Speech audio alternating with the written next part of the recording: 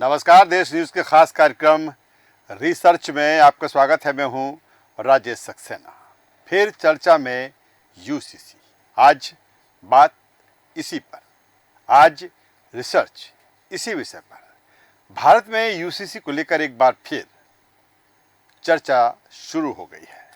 PM Narendra Modi ने इसकी आवश्यकता बताते हुए कहा कि कानून धर्म के नाम पर बांटने का काम करते हैं, उन्हें दूर किया जाना चाहिए।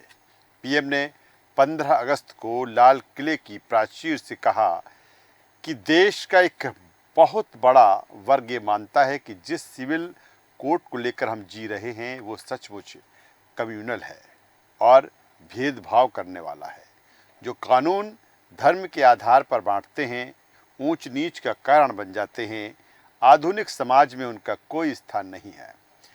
पीएम ने समान नागरिक संहिता के स्थान पर नया नाम दिया है सेकुलर सिविल कोड। हालांकि यूसीसी पर पीएम के दिए बयान पर विपक्ष ने आपत्ति जताई। उन्होंने इसे भीमराव अंबेडकर का अपमान बताया। उन्होंने कहा कि जो चीज़ें हैं वो संविधान के अकॉर्डिंग चलेंगी। आज बात करेंगे यूसीसी पर, इसके नफ़ा नुकसान पर, आखिर क्यों और किस तरह ज़रूरी है यूसीसी। पूरी पड़ताल, पूरी रिसर्च आज इसी पर। यूनिफॉर्म सिविल कोड पर चर्चा गर्म है, या कहें यूनिफॉर्म सिविल कोड भारत में अत्यधिक बहस का विषय बन गया है। सोशल मीडिया, समाचार चैनलों और जीवन के सभी क्षेत्रों के लोगों के बीच अक्सर इस विषय पर चर्चा होती रही है। आज रिसर्च में हम समान नागरिक संहिता की अवधारणा का पता लगाएंगे और इससे जुड़े सभी सवालों के बारे में जानेंगे कि समान नागरिक संहिता क्या है और ये क्यों ज़रूरी है। समान नागरिक संहिता लागू करने के क्या फ़ायदे और क्या नुकसान है। भारत में इसे लागू करने में क्या चुनौतियां हैं। समान नागरिक संहिता यूसीसी भारत के सभी नागरिकों के लिए एक समान कानूनी ढांचा प्रदान करने के उद्देश्य से प्रस्तावित कानूनों का एक सेट है। चाहे उनका धर्म कुछ भी हो, व्यक्तिगत मामलों जैसे विवाह, तलाक, विरासत और गोद लेने को नियंत्रित करने के लिए यूनिफॉर्म सिविल कोड का उद्देश्य विभिन्न धार्मिक प्रथाओं के आधार पर व्यक्तिगत कानूनों में मौजूद असमानताओं और संघर्षों को दूर करके लैंगिक समानता, सामाजिक न्याय और राष्ट्रीय एकता को बढ़ावा देना है। लंबे समय से देश में यूसीसी को लेकर तमाम तरह की चीज़ें चलती रही हैं। तकरीबन 89 साल से यूसीसी को लेकर, इसको लागू करने को लेकर चर्चा रही है। तमाम सरकारें आईं, तमाम सरकारें गई, लेकिन यूसीसी पे चर्चा बहुत हुई। लेकिन जिस तरह से देश में धर्म के आधार पर भेदभाव नहीं, धर्म के आधार पर चीज़ें अलग अलग नहीं, बल्कि एक समान जो आचार संहिता है उसके तहत इन चीज़ों का प्रावधान हो, ये लंबा बहस का विषय रहा है। लेकिन एक बार फिर ये चर्चा में है। समान नागरिक संहिता के कार्यान्वयन, इम्प्लीमेंटेशन को सभी नागरिकों के लिए समान अधिकार और अवसर सुनिश्चित करने के लिए महत्वपूर्ण माना गया है। भले ही उनकी धार्मिक संबद्धता, रिलीजियस एफिलिएशन कुछ भी हो, इसके अधिक सामंजस्यपूर्ण और एकीकृत समाज प्राप्त करने की दिशा में एक कदम के रूप में भी देखा जाता है। यूनिफॉर्म सिविल कोड का कार्यान्वयन दशकों से भारत में बहस का विषय रहा है, जिसका जिक्र मैंने पहले भी कहा, और सरकार इसके कार्यान्वयन की दिशा में काम कर रही है। यूनिफॉर्म सिविल कोड को हिंदी में जिस तरह से समान सिविल संहिता या एक रूप से समान नागरिक संहिता के रूप में जाना जाता है। भारत में यूनिफॉर्म सिविल कोड का क्या इतिहास रहा है, इसको भी जान लेते हैं। समान नागरिक संहिता का भारत में एक लंबा इतिहास रहा है। सभी नागरिकों के लिए उनके धर्म के बावजूद एक समान कानून की अवधारणा को पहली बार भारतीय संविधान में अनुच्छेद 44 के तहत पेश किया गया था।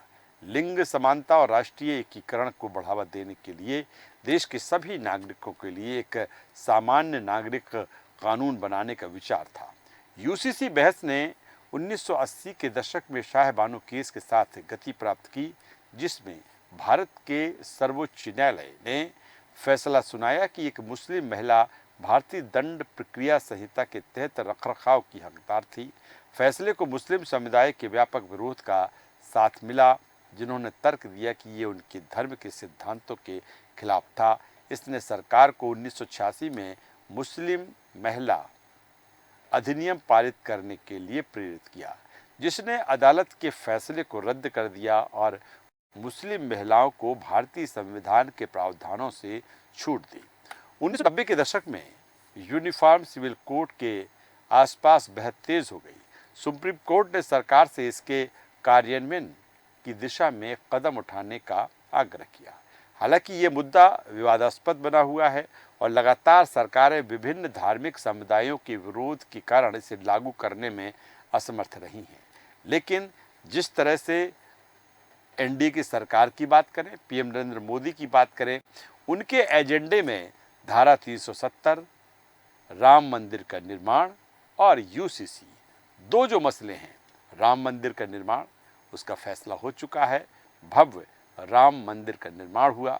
दूसरी तरफ धारा 370 जो लागू हुई कश्मीर में, और अब वहाँ पर चुनाव भी हो रहे हैं। लेकिन अब यूसीसी पीएम मोदी के एजेंडे में है और उन्होंने इसका जिक्र 15 अगस्त को कर दिया। हाल के वर्षों में समान सिविल संहिता के आसपास की बहस ने फिर से गति पकड़ी। मोदी सरकार इसको लागू करने पर जोर दे रही है। हालांकि ये मुद्दा अत्यधिक संवेदनशील बना हुआ है और इसके लागू करने की दिशा में किसी भी कदम को विभिन्न धार्मिक समूहों के कड़े विरोध का सामना करना पड़ सकता है। अब सवाल आता है कि भारत में समान नागरिक संहिता की मांग क्यों हो रही है। लैंगिक समानता को बढ़ावा देने और ये सुनिश्चित करने के लिए भारत में एक समान नागरिक संहिता की मांग है कि सभी नागरिक कानूनों के एक ही समूह द्वारा शासित हों। यूसीसी के समर्थकों का तर्क है कि अलग अलग धर्मों के लिए अलग अलग व्यक्तिगत कानून के तहत समान व्यवहार के सिद्धांत का उल्लंघन करते हैं और एक समान कोड सभी नागरिकों के लिए समान अवसर प्रदान करेगा। उनका ये भी तर्क है कि मौजूदा व्यवस्था महिलाओं के साथ भेदभाव करती हैं और सांप्रदायिक तनाव को जन्म देती है। देश में यूनिफॉर्म सिविल कोड लागू होने के फायदों की अगर हम बात करें तो यूसीसी लागू किए जाने के पीछे तर्क है कि समानता, इक्वलिटी। यूसीसी के मुख्य फायदों में से एक ये है कि ये सभी नागरिकों को उनके धर्म, जाति या लिंग के बावजूद समान अधिकार और अवसर प्रदान करता है। ये सामाजिक समानता को बढ़ावा देता है और धर्म या समुदाय के आधार पर भेदभाव को खत्म करने में मदद करता है। लैंगिक न्याय की अगर बात करें तो एक समान नागरिक संहिता ये सुनिश्चित करती है कि विवाह, तलाक, विरासत और संपत्ति के अधिकारों के मामलों में महिलाओं के साथ समान व्यवहार किया जाए।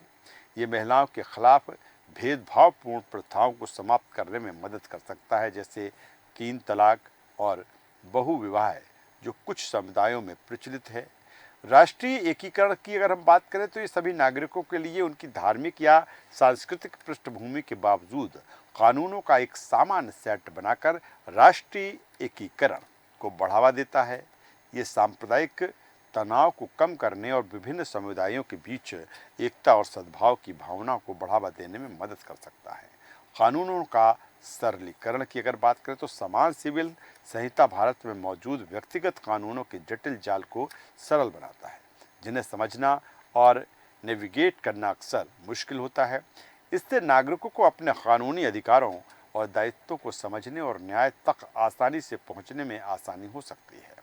जब बात आती है कि धर्मनिरपेक्षता की, तो एक यूसीसी धर्मनिरपेक्षता के सिद्धांत को क्लियर करता है, जो भारतीय संविधान में निहित है। व्यक्तिगत कानूनों से धार्मिक विचारों को हटाकर समान सिविल संहिता एक धर्मनिरपेक्ष और समावेशी समाज को बढ़ावा देता है।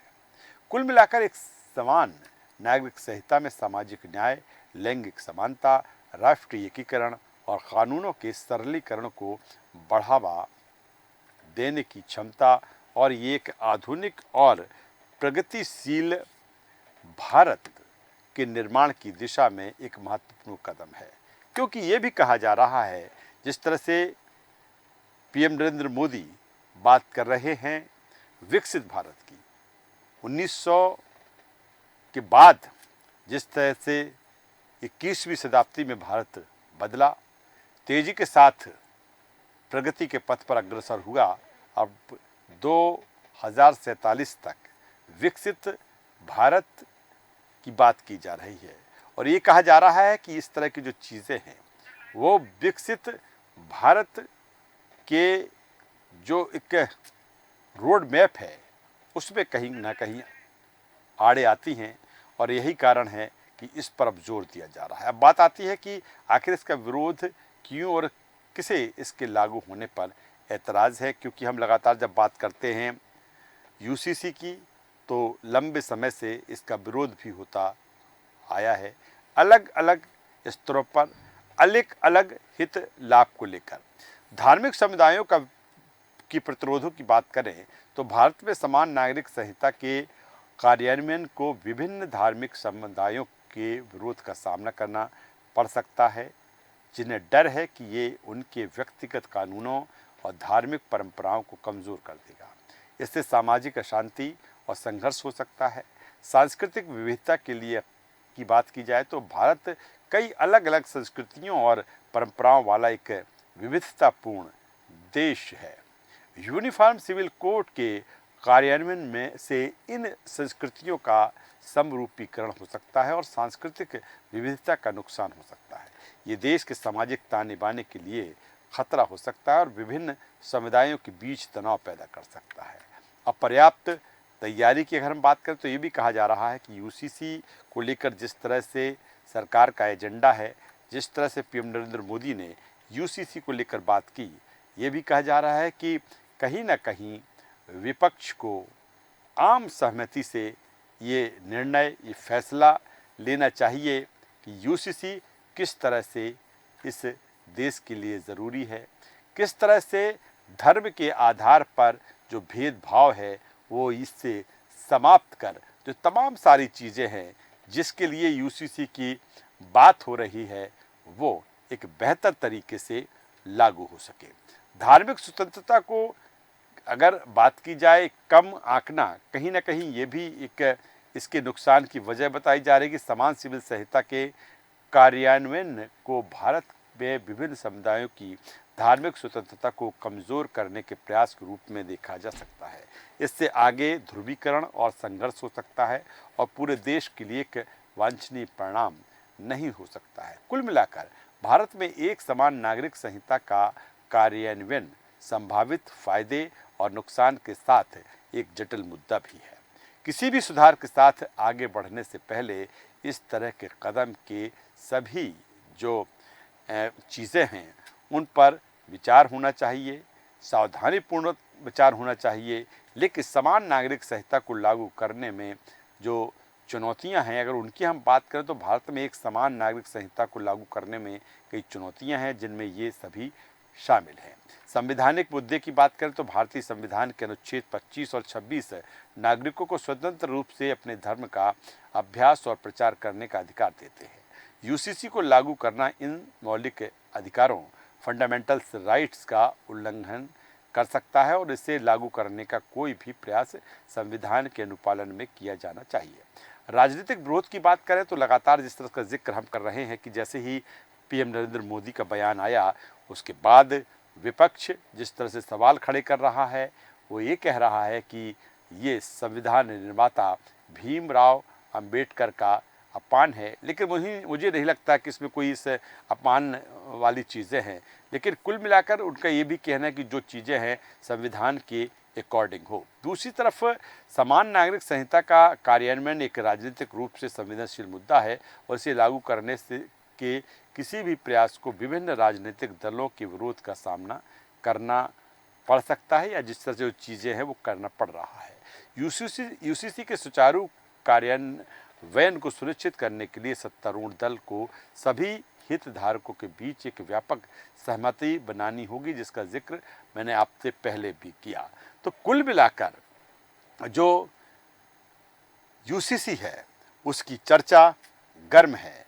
यूसीसी को लेकर जिस तरह से पीएम नरेंद्र मोदी ये क्लियर कर चुके हैं कि किस तरह से इस देश में यूसीसी की आवश्यकता है और किस तरह यूसीसी अब वो वक्त है कि लागू किया जाना चाहिए, क्योंकि धर्म के आधार पर किसी भी तरह का भेदभाव ठीक नहीं। यूसीसी समान जो नागरिक संहिता की अगर हम बात करें, समान यूसीसी की बात करें, यूनिफॉर्म सिविल कोड की बात करें, वो सभी को एक समान जो चीज़ें हैं वो प्रदान करती हैं। और यही कारण है कि वर्तमान समय में यूसीसी को लेकर अब चर्चा गर्म है। पीएम नरेंद्र मोदी की ये एजेंडे में है और वो इसको लागू करने की दिशा में अब आगे बढ़ चले हैं। लेकिन ये भी देखना होगा, क्योंकि लंबे समय से जिस तरह से इस पर चर्चा हुई, बातचीत हुई, लेकिन आगे किस तरह से ये लागू होता है, किस तरह से जो चीज़ें हैं, क्या वाकई सभी को, चाहे वो विपक्ष हो या तमाम सारे जो धार्मिक संगठन हैं, उनको विश्वास में इसको लेकर लिया जाता है और फिर इस दिशा में आगे बढ़ा जा सकता है। रिसर्च में आज बस इतना ही। कल हम फिर एक नए विषय के साथ हाजिर होंगे और जानने की कोशिश करेंगे, पड़ताल करने की कोशिश करेंगे कि आखिर उस विषय के अंदर कौन सी ऐसी चीज़ें हैं जो आपको जानना, समझना जरूरी है। इस चर्चा में बस इतना ही। देश न्यूज़ पर खबरों का सिलसिला लगातार जारी है। आप बने रहिए हमारे साथ। नमस्कार।